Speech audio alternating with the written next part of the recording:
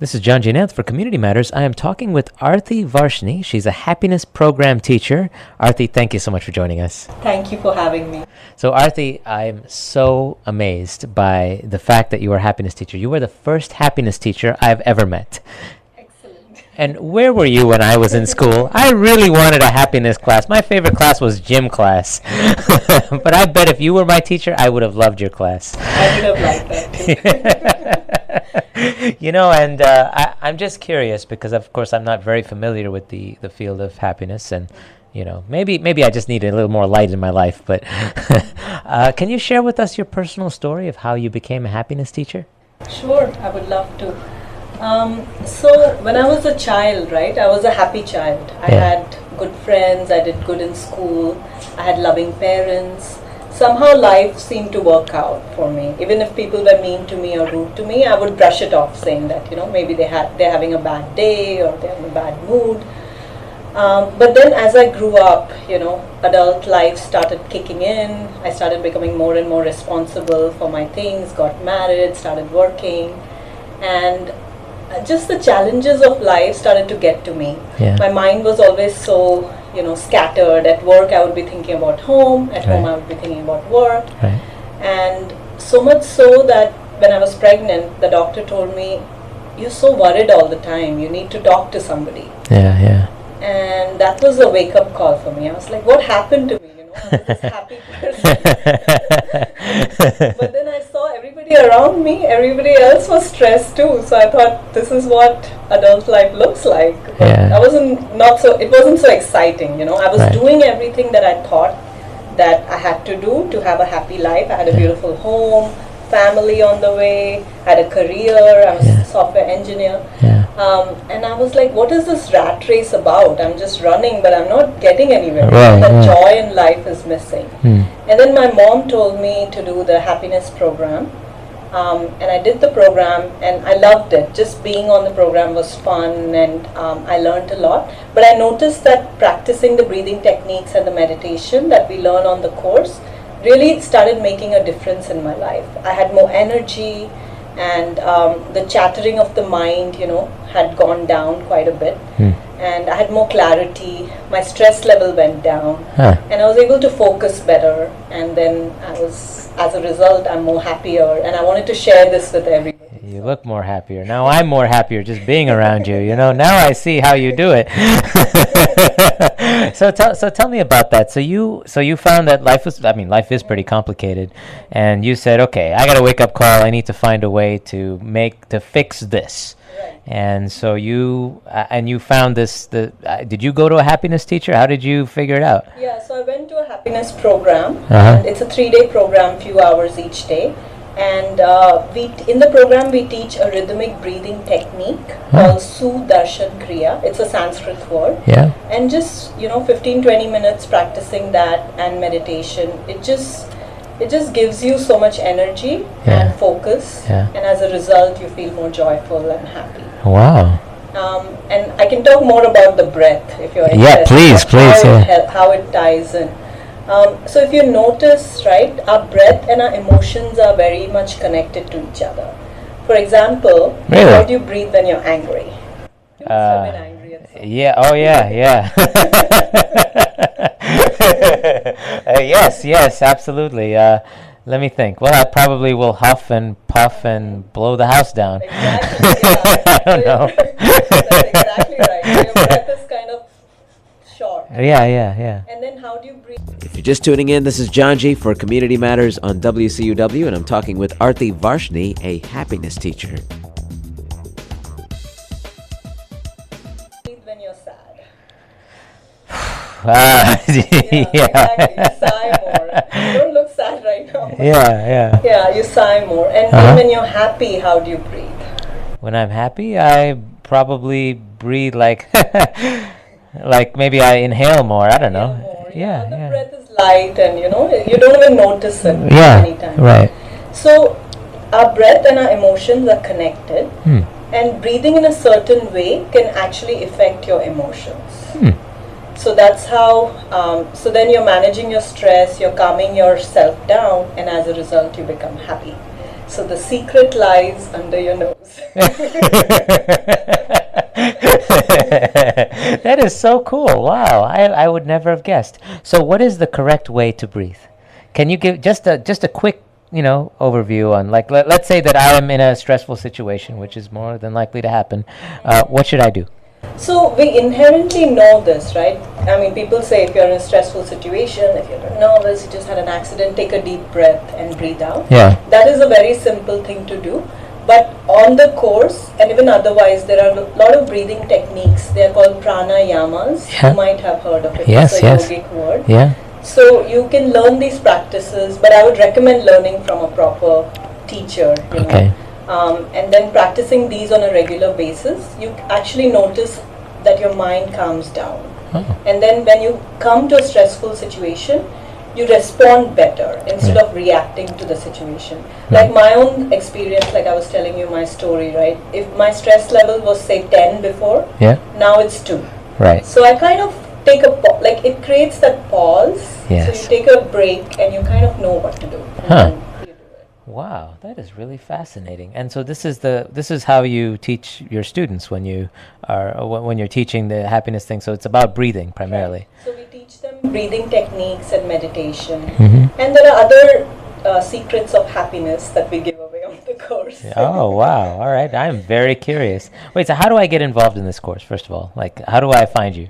So we have a website, artofliving.org. You can go there and you can type in your city and state and find the courses that are in your city and state. Yeah. But I would like to also mention in the Boston area, we have a mega happiness program coming up. I love that. I love that term. So what's the difference between mega happiness and regular happiness? So the mega happiness program, we have a teacher who's coming from out of town. Yeah. His name is Shalin Desai. Okay. And he's taught tens and thousands of people these breathing techniques and meditation. So he's coming. Plus there'll be a lot of local teachers. So it's a bigger, you can think of it as an event. Yeah. So there'll be a lot more people. And when there's so many people doing meditation together, the energy is just unbelievable. Wow. So yeah, I would invite you all to come and join us. Absolutely. And I find it so fascinating. First of all, I just love the title happiness teacher. And because I'm just picturing, because if only you were in school and they had a balanced curriculum, then you would have an angry teacher, a sad teacher. I've had a lot of those, unfortunately the class wasn't named after it, but but it's so cool that you're a happiness teacher and you're doing this. And in a way, they say a lot of different people, their work uplifts people. Your work really uplifts people. You are definitely making people happy. And I find it so interesting. Do you ever get mad? Like I said before, before I did the happiness program and I started learning and practicing these techniques, I got angry more often than I would like to. And neither in school nor at home we really learn how to manage our emotions or our anger. Our parents tell us don't be angry, or in school if you have anger your teacher just sends you out of the class. But we don't know how to manage our emotions and how to deal with anger. Right. But after doing the program, I feel like I'm able to handle it better. I still get angry, but it doesn't last very long. So the emotion still comes up, but it doesn't take me over. Wow. Wow, I'm very inspired by you. You have, the nice thing is that I think that you're taking a very realistic approach to it. It sounds like you're saying, well, anger happens, but it's about how you manage it and how you address, being angry so that you can shorten the time that you're angry. And I find that so, and I find you very inspiring. If you're just tuning in, this is Jonjy for Community Matters on WCUW, and I'm talking with Aarti Sadhnani-Varshney, a happiness teacher. Do you have anyone who inspires you? Yeah, so as a child, I was always very inspired by Mother Teresa because I saw that, she started from nowhere. She just picked up one child who was sick and she started helping him. And soon she just created this whole organization around her and she was helping so many people. Yeah. And nobody told her to do that, right? She just picked up the responsibility and started helping people. Yeah. And that's amazingly powerful.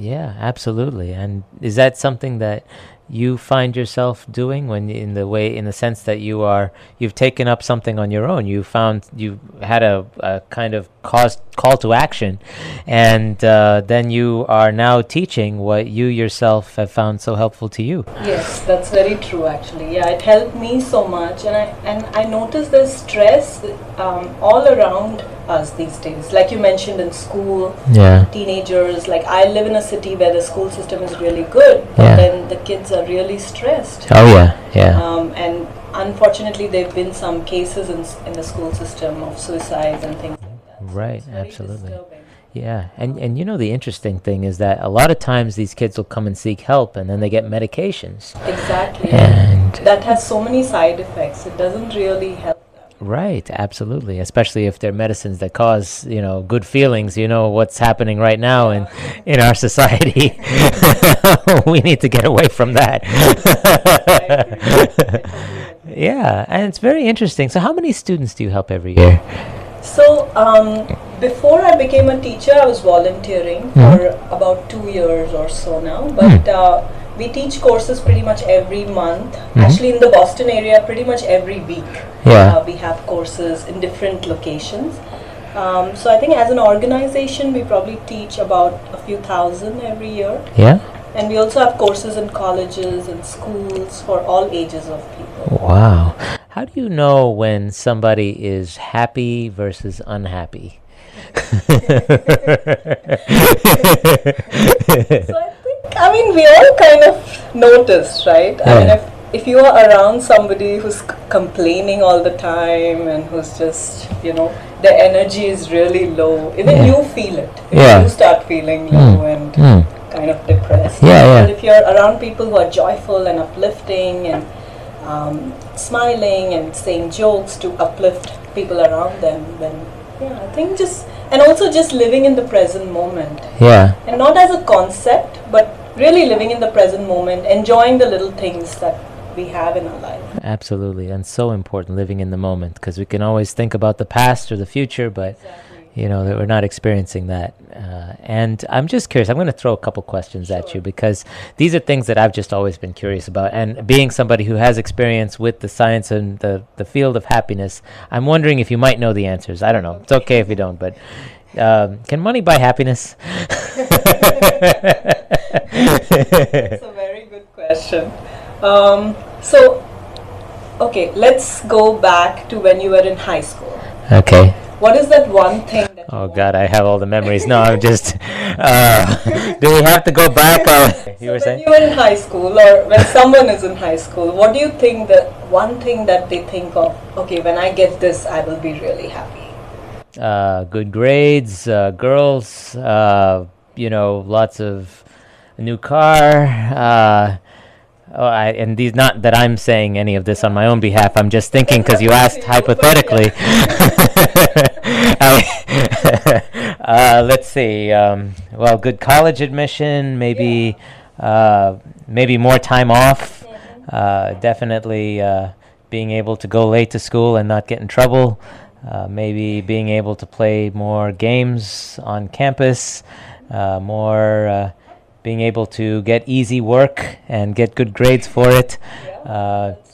Take easy. Why am I even going? Anyway, so your point is. Okay, so let's pick one thing. Okay, getting into a good college. So say now you got into a good college. Now what is that one thing that you think? Okay, once I get this, I'll be really happy. So now you're in college, just doing really good and everything. But still, there's one thing that I really want that'll make me really happy. Okay. If you're just tuning in, this is Jonjy for Community Matters on WCUW, and I'm talking with Aarti Varshney, a happiness teacher.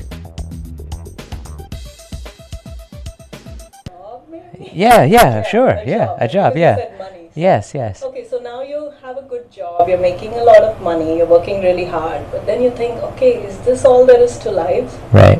Working day and night, whatever you want to say. I'm making money, but there's still one more thing I want to be happy.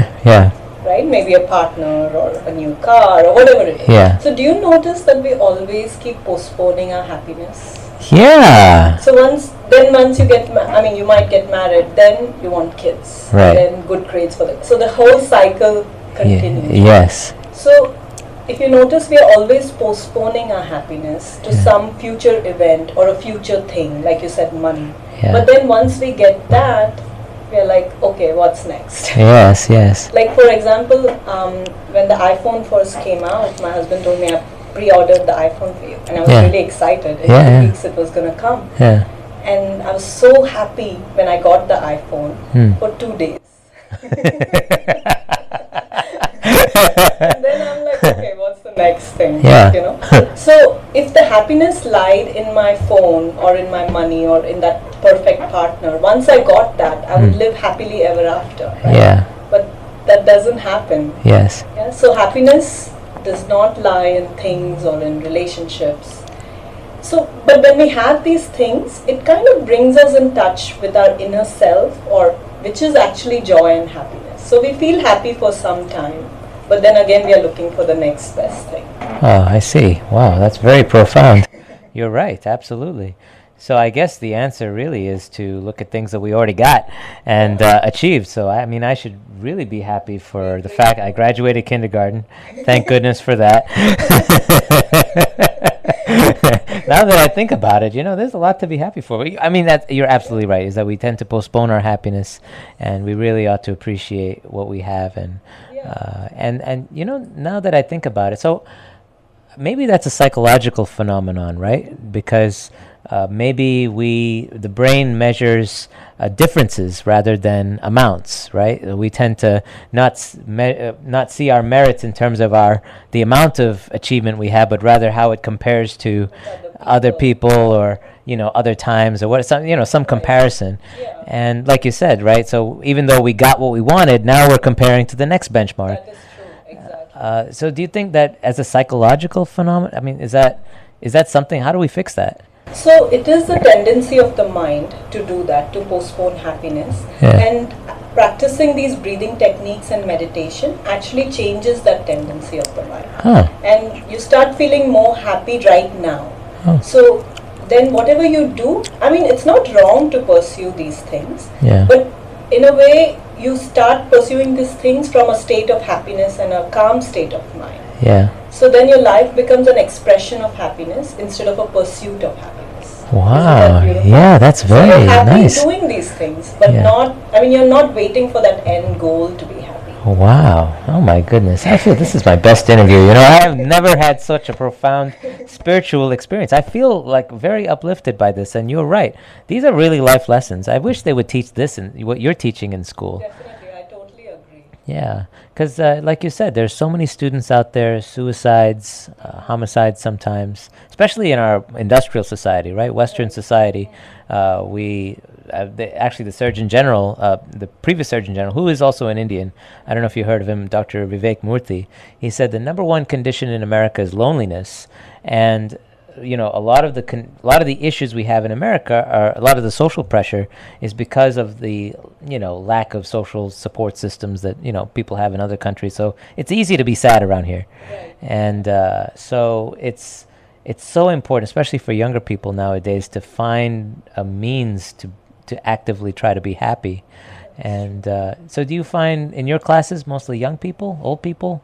What kind of folks? Mix in the universities where we do the courses, it's usually younger folk. Huh. But then in the suburbs, it's mostly a little older. Yeah. Oh, that makes Because sense. everybody's stressed these days. They want a little piece of happiness.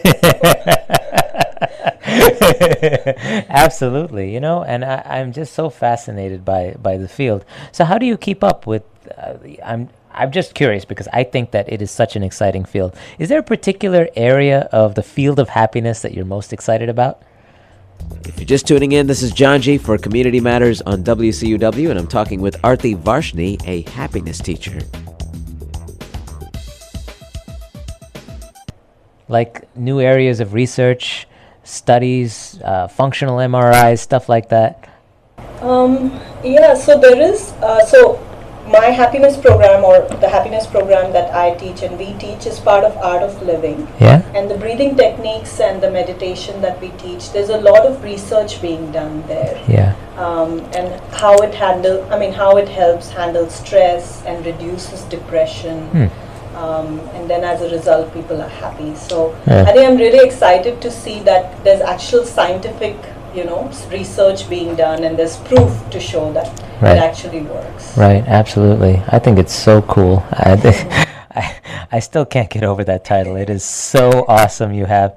And I read something in an article once about fake laughter, and it was a very interesting article. It said that when you laugh, whether there was a joke or not, but when you laugh, the endorphins, or the chemicals that cause the good feelings in your brain that have happiness, they get secreted anyway. Is that true? And do you find that fake laughter ever works? So the founder of Art of Living, he sometimes jokingly says, "Fake it till you make it." I'm still doing that. And I haven't done much research on this topic. But I think, laughter is contagious. Yeah. When you see people happy and laughing, then you want to join in too and be part of that. So. Absolutely. There is something, I read somewhere that there are actually laughter therapy sessions or something like that, or was it laughter yoga, something like that. You just go there and you just start laughing as a group. Have you heard of this? I've heard of it, and I've practiced it a couple of times. Yeah. It's fun, but I don't know the lasting effects of it. So if you're in that group, everybody's laughing, somebody cracks a joke, does everybody stop?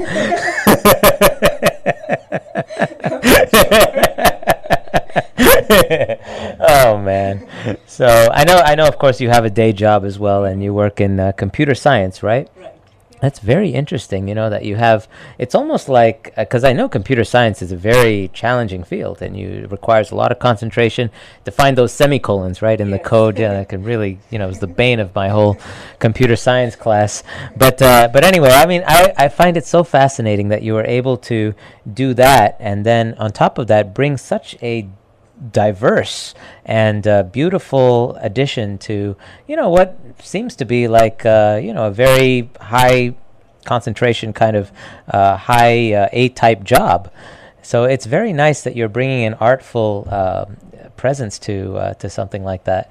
I just find you so inspiring. How do you find the balance? How do you find time to do all these cool things? Like you're doing happiness teaching, and at the same time you have a family, you have your job. You're balancing really well. Thank you. That's a great question, actually, because before I did the happiness program, I didn't have kids. I had one on the way, but and my job wasn't as challenging as it is right now. Yeah. But I was very tired, and I felt like I didn't have enough time to do the things that I wanted to do.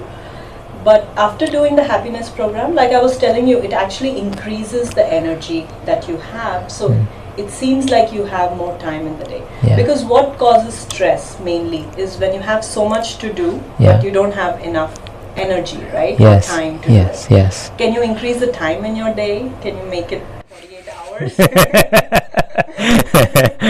Unfortunately. But there are ways to increase your energy. I did actually try. Long story. I'll tell you afterwards. But anyway, yeah. So there are 4 main sources of energy. Can you think of any of them? Oh my goodness. All right. Okay. Hold on. Now I know you're definitely a teacher. All right. You put me on the spot. All right. Okay. Let me think. Hang on a sec. You detecting the anxiety? Hold on. I'm going to go through all the emotions now till I get to happiness. All right. So sources of energy. So presumably your food, and then your psychological state, perhaps, and then perhaps the... If you're just tuning in, this is Jonjy for Community Matters on WCUW, and I'm talking with Aarti Varshney, a happiness teacher. Environment in which you're in, the external environment, like people around you, perhaps brightening your spirit. And what's another one? Like maybe the sources of energy that are like contained within you is like storage, like the glycogen and all that stuff that's on backup and reserve, right? Am I close? These were random guesses. Or your chakras. Are you going to say chakras? No, we won't go there. Okay, all right. But you actually mentioned two of the main sources, which was food, Yeah. and then a calm or meditative state of mind or environment, Oh. which is very subtle. Most people don't get that, so Yeah. that's very good. Thanks. And the third one is sleep, Yeah. like you were talking earlier. Like if you don't get enough sleep, then you feel tired. Wow. Or even if you sleep a lot, Yeah. then you feel. How do you feel when you sleep a lot? Yeah, you feel a little bit exhausted. You Yeah. don't feel that great. Right. And the fourth source is breath again. Oh yeah. See, you told me that in the beginning. Oh my God.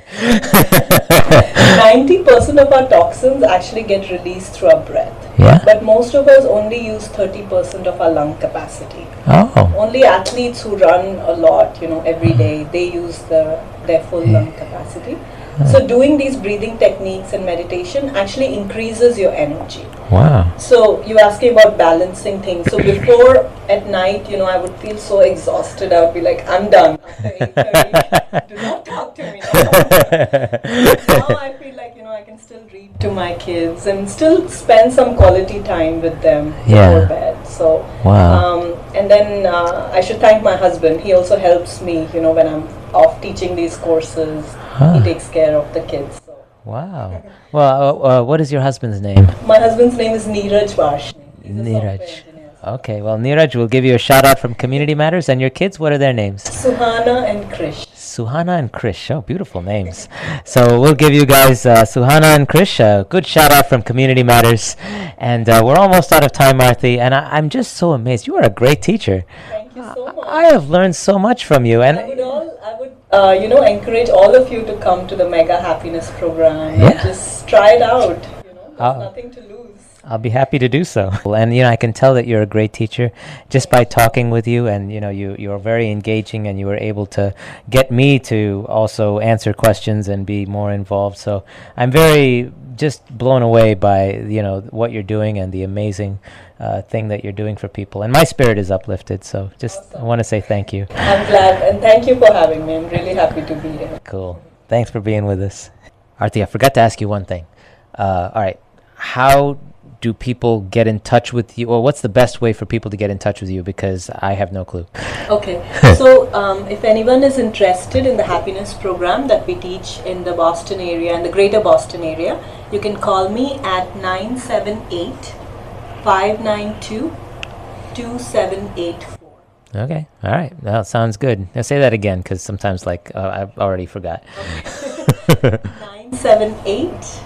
978-592-2784. All right, 978-592-2784, and they can call you and hopefully make themselves a little bit happier. You'll be happy you did, I guess, right? Literally. For sure. Great. Aarti, thank you so much for being with us. Thanks again.